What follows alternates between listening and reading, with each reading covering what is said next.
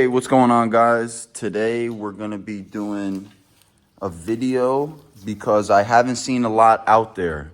I've seen a couple videos about this same problem happening, but there's not any videos on how to go about just replacing your transmission lines, your automatic transmission lines, without, absolute surgery. So I feel like as if this is the best way, the way I went about it.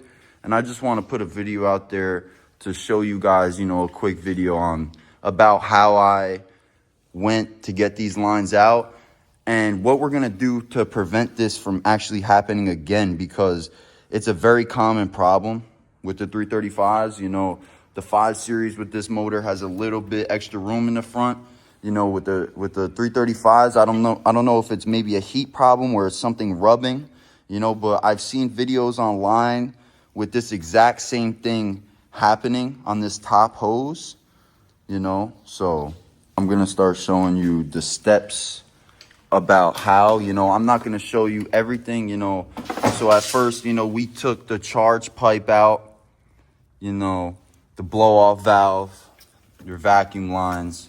Then we wanted to start to get the alternator out. Like I said, I'm not going to make a specific individual video of the alternator and everything we have to do to remove to get to the lines, because there's 1,000 videos out there on YouTube. I'm just going to show you how we went about getting the lines out, because, it could potentially be surgery, with dropping the subframe and all this. This is a much easier way to go about it. So we came here, we got our alternator out. Then we removed our compressor, obviously evacuated our AC first, and we removed the compressor.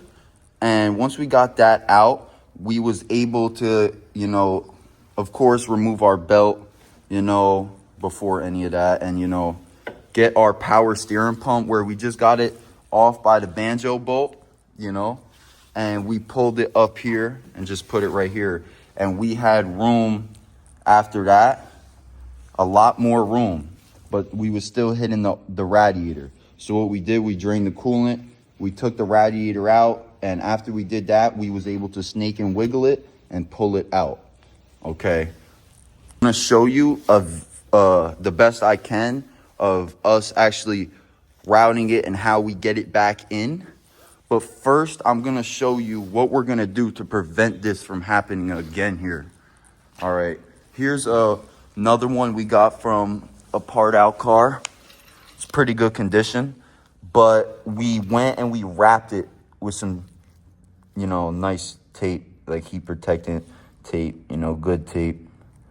And, just to prevent that from potentially rubbing or, whatever happened there, and seems to happen a lot on this car, we don't want to happen again, because this is a little bit of a tedious job, so we don't want to have to do this over again. See if we can make this happen. How the fuck we did this? Do it like this. This over.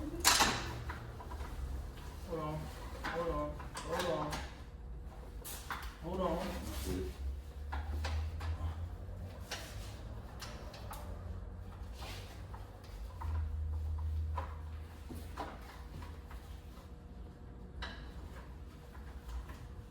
All right, see, we got it all lined up. See them green gaskets? When you put it in, you want to make sure that you don't pull them out or nick them, or else you will leak trans fluid from here.